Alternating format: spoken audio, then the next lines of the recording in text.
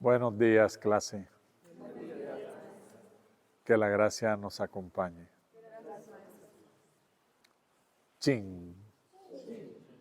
En unión con todos los maestros del pasado, del presente y de siempre, damos inicio a nuestra clase y práctica de Chikun de la Escuela Yelva en la mañana de hoy. En unión con ellos, saludamos. Pian. Nos podemos sentar.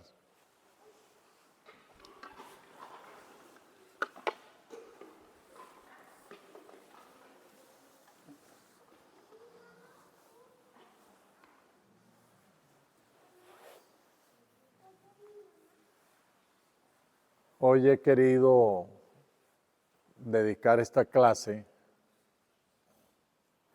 a recordar las recomendaciones para una buena práctica.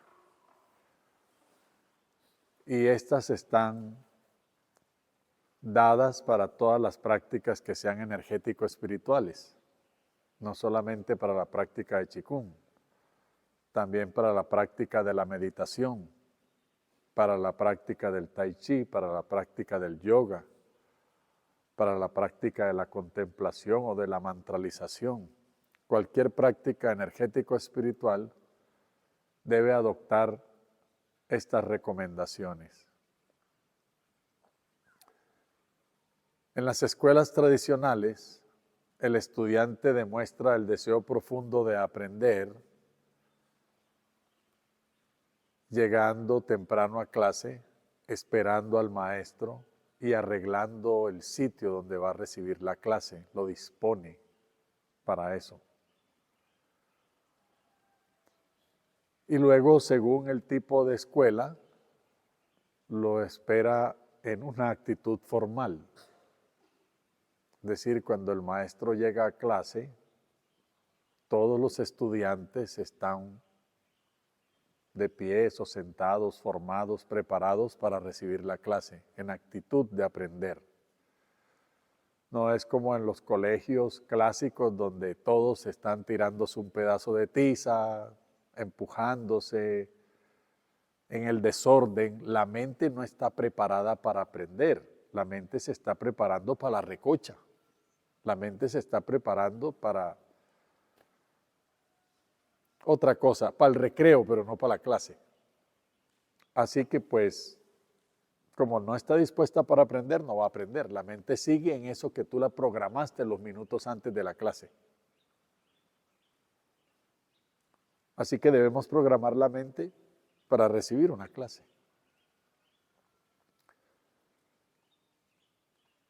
Debemos tener el cabello seco. No debemos venir a clase con el cabello húmedo.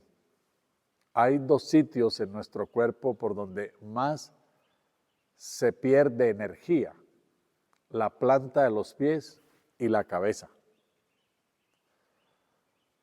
Así que si tienes el cabello húmedo, toda la energía que estás moviendo durante tu práctica la vas a usar solo para secar el cabello.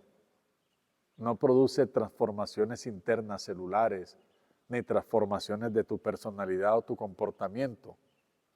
Solo lo usas como un secador cuántico, portátil, y te secas el pelo con la práctica. Es que esa humedad roba la energía al cuerpo y la energía que tú estás moviendo para producir cambios en la salud o en la modificación de la conducta. Si el lugar es frío, debes utilizar medias. No usamos zapatos, siempre estamos descalzos. Y lo máximo que se puede usar como calzado sería una especie de baletas o de abuelitas que llaman, esos zapatos en tela, sin tacón, sin suelas gruesas. Pero en lo posible descalzos.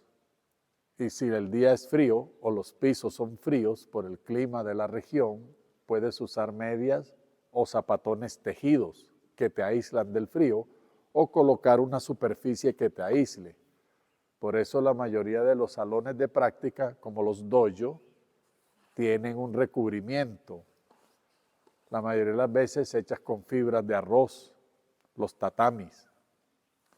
Pero también se pueden con otros materiales siliconados o este tipo de colchonetas o los mats que se usan para yoga, que nos aíslen del piso frío para que por el pie no se pierda la energía que estamos movilizando con nuestra práctica y nuestros ejercicios.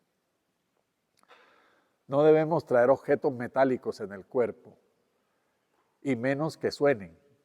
No es porque hagan antena y se robe la energía por ahí, o que atraen códigos que no estamos buscando, es simplemente porque se vuelven distractores. El peso del objeto, el sonido del objeto, y la mente no se enfoca, especialmente en el novato. Entonces nos retiramos todo eso, cadenas, aretes, pulseras, relojes, aparatos electrónicos, porque se vuelven un distractor para la práctica. Cuando el cabello es largo y hay movimientos, el cabello también se vuelve un distractor.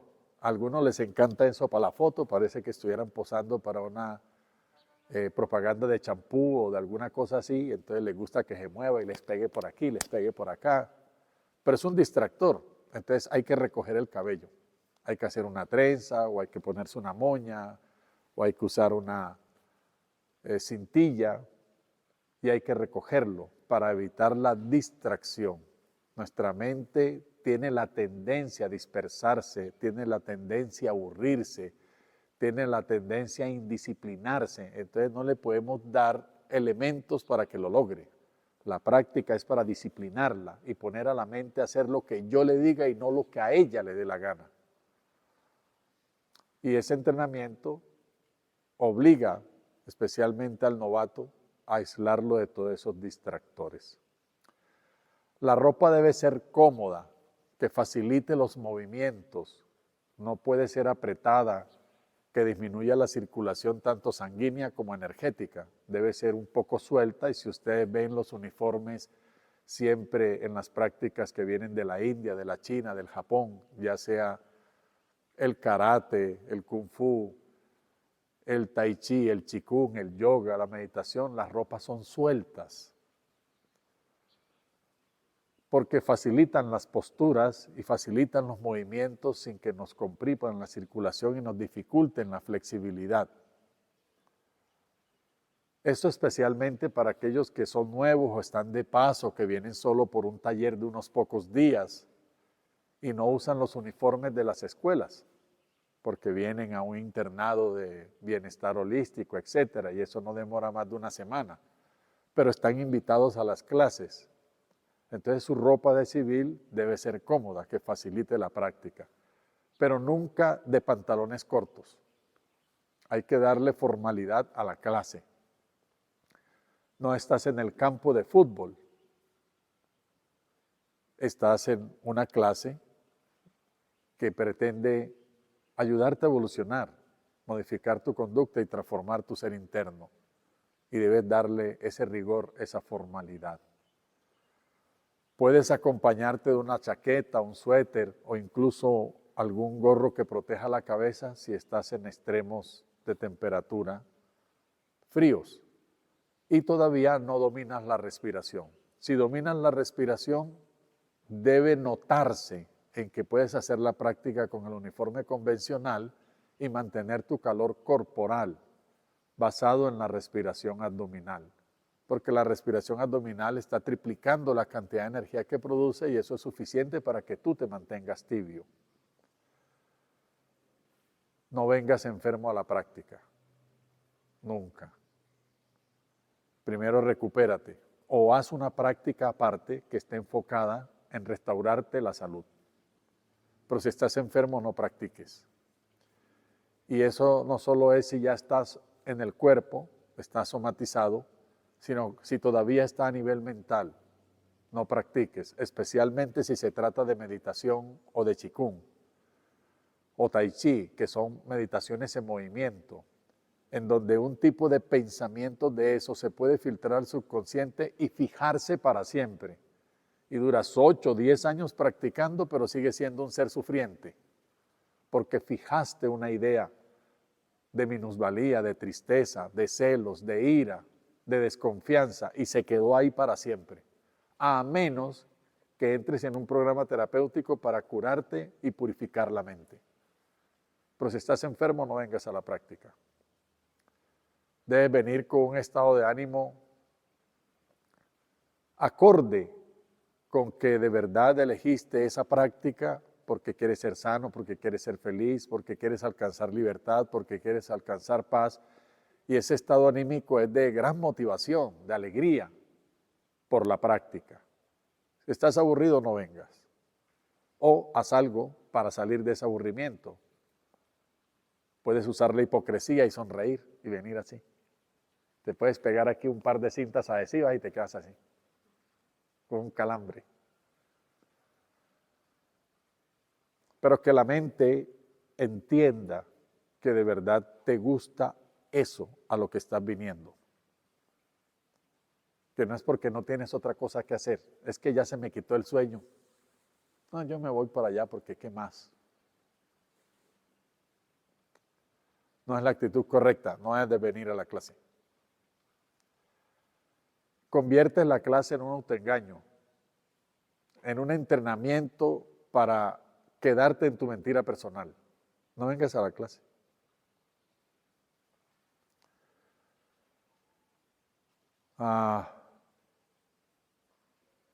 Hablemos de si como o no como antes de la práctica.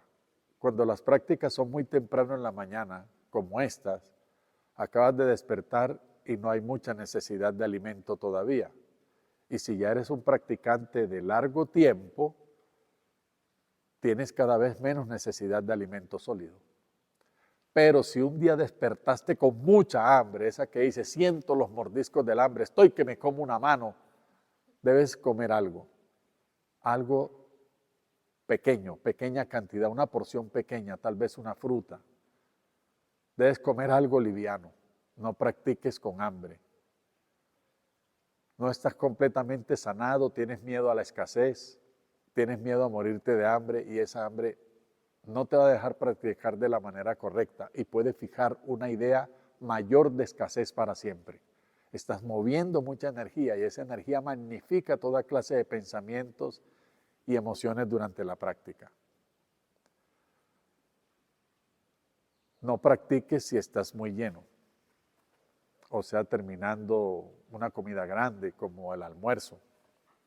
No practiques, menos si se trata de meditación. Te vas a quedar dormido. La circulación se ha desviado al estómago, al lecho esplácnico para hacer digestión, así que a nivel de la mente, del cerebro, la circulación está disminuida. Hay poca oxigenación y te vas a quedar dormido. Además vas a sentir más el gorgojeo, los movimientos intestinales, toda esa cosa que está ocurriendo, la compresión de la vesícula para ayudarte a digerir y estás distraído. Te da hasta vergüenza con el de al lado que hay un león rugiendo en tu barriga. Entonces no lo hagas.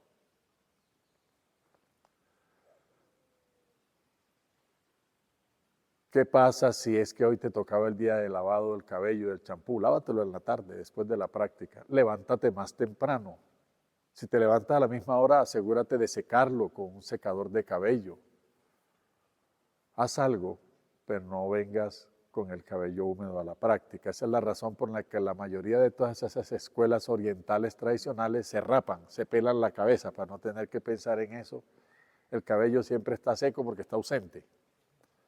Entonces se rapan la cabeza.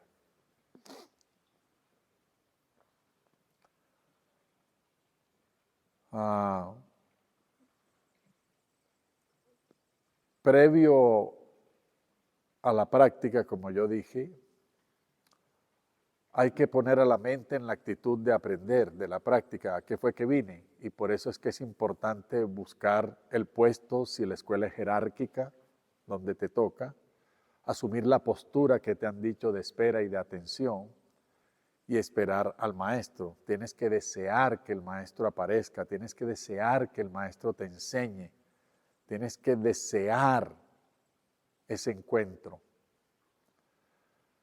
En las escuelas tradicionales siempre hay clase, no existe como en los colegios urbanos de la sociedad la ley del cuarto de los 15 minutos, que si el profesor no aparece y ya pasaron 15 minutos del horario de inicio de clase, todos se van. No hay clase hoy, todos se van. Pues en las escuelas tradicionales siempre hay clase, siempre. Y si el maestro no aparece, el estudiante de mayor rango da la clase. Así no tenga ni sepa nada nuevo que enseñar, da la clase. Da una clase. Al final, todas las clases son lo mismo para lo mismo. Un entrenamiento mental para evolucionar. Así que la clase puede ser toda la vida, solo respira, solo respira, solo respira. ¿Cuándo me va a enseñar a mover esta pata? Solo respira, quédate ahí.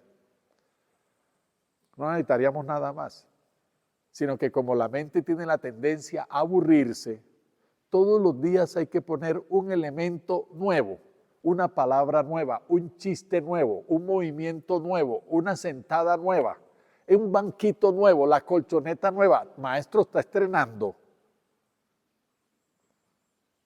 para que la mente encuentre una justificación para volver. El caramelo ese nuevo. Una vez que entiendes, sabes que la práctica, aunque parezca exactamente igual, es nueva, porque nunca la has hecho. Este día no lo has vivido, hoy no has respirado. Tú eres diferente de ayer. Y eso ya hace que la práctica sea nueva. Estás practicando de manera distinta que ayer. No, yo lo estoy haciendo igualito que no. Estás practicando de manera diferente que ayer. No eres el mismo de ayer. Pero mientras llegas a ese nivel de comprensión, necesitas esos elementos de motivación externa que no existe. La motivación siempre es personal, es interna. Es bueno siempre, al final de la práctica, hacer comentarios. ¿Cómo te sentiste? Ese tipo de comentarios mejoran tu práctica, te ayudan al autoconocimiento. ¿Por qué hoy sentiste en la rodilla X cosa?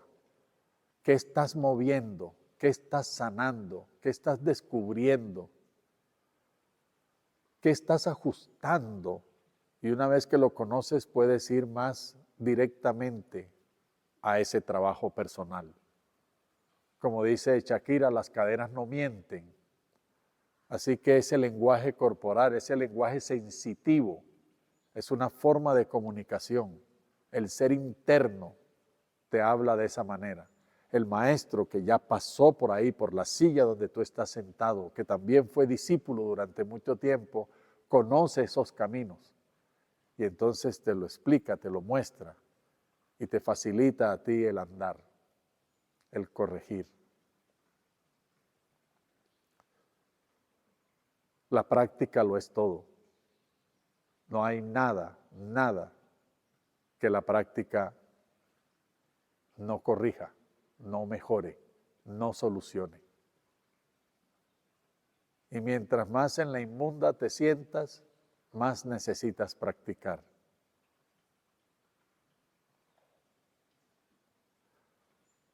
Como en Doctor Extraño.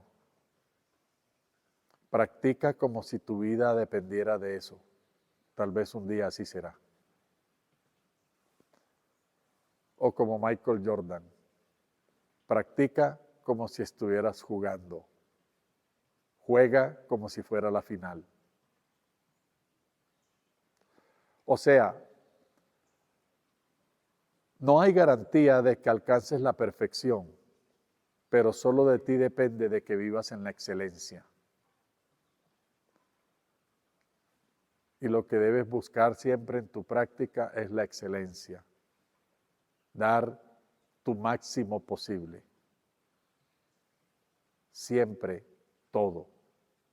No te guardes nada. Cuando te guardas algo, así sea un 1%, la mente empezó a entrenarse en la mediocridad y te convertirás en mediocre. Porque siempre te convertirás en eso que has estado practicando. Si das tu máximo posible, entonces te convertirás en excelente y tendrás la posibilidad de perfecto.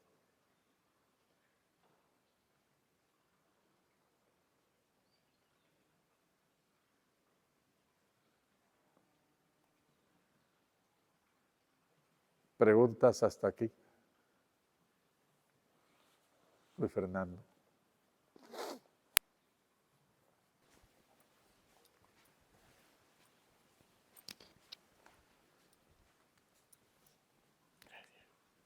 Buenos días, maestro. Alguien que está en un momento muy oscuro, depresivo, triste, trastornado por el pánico y hace Qigong, No debe ¿qué practicar. riesgos hay? No debe practicar. Debe primero pasar por el terapeuta y curarse. Por ejemplo, en mi caso, que yo estaba pues sin ningún terapeuta, me conduje a practicar Qigong con lo que yo sentía y pues digamos que qué fue lo que me hizo salir de ese miedo, esa emoción, ese trastorno. Tú convertiste Qigong en un medicamento. Se llama efecto placebo. Y desde tus pensamientos constructivos, completamente convencido, pero se necesita así una convicción tremenda de que eso te iba a sacar de ahí, te sacó de ahí.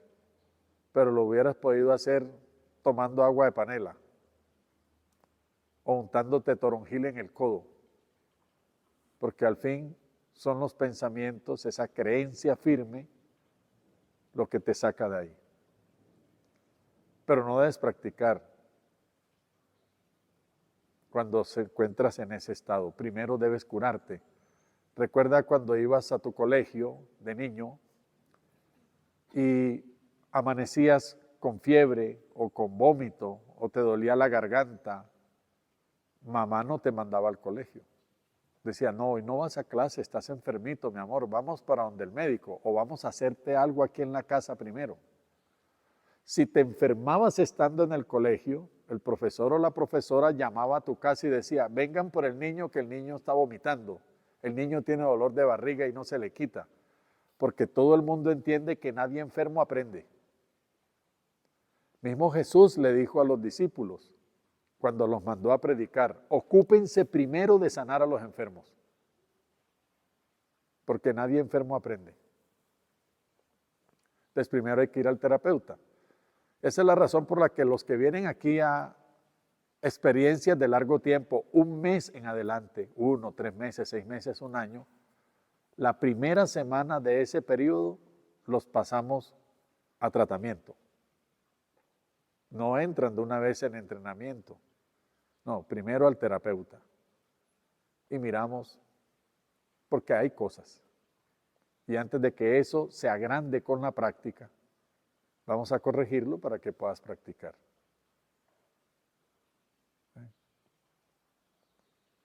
Así que te salió bien, pero no es lo recomendado. No es lo recomendado.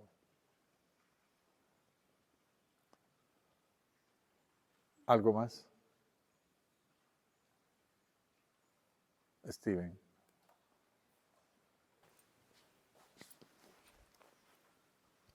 Gracias. Maestro, en los momentos después de quedar llenos como un almuerzo o una cena abundante, ¿qué pudiéramos hacer en esos tiempos?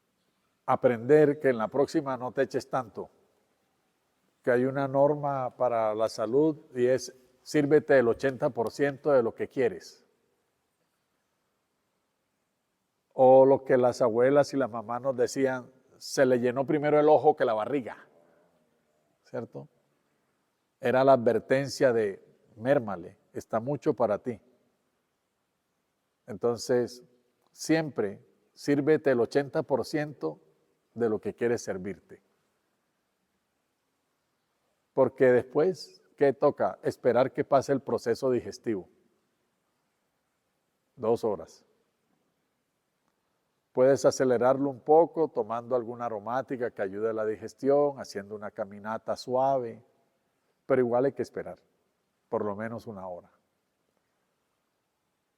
Entonces, lo mejor es aprender de esa situación. Es que estaba delicioso. Nosotros no comemos por esas razones. Comemos para ser saludable, no para llenarnos. Comemos para ser saludable, no porque tenemos hambre. Comemos para ser saludable, no porque está delicioso.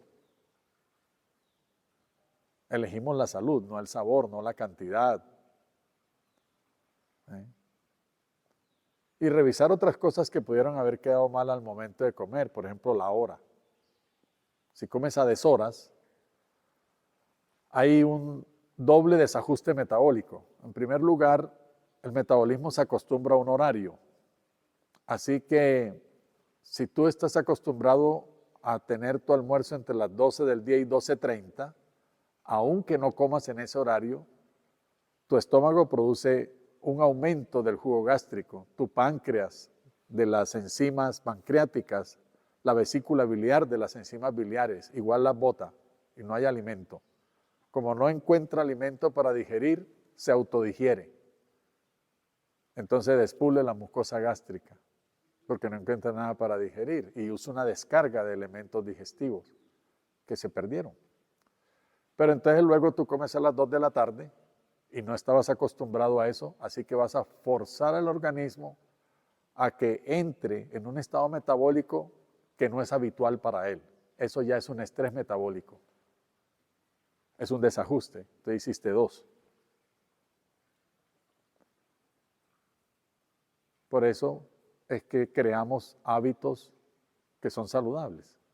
No somos tampoco psicorrígidos. Habrá un momento en que no puedes cumplir con eso. Tienes un familiar enfermo en la clínica, tuviste que asistir con él. Hay algo que resolver urgente en tu trabajo. Eres un ingeniero, se va a caer una pared. O sea, hubo un corte de electricidad, es una clínica, los quirófanos están parados. O sea, hay algo que hacer, lo tienes que aplazar. Pero eso es algo eventual, ocasional.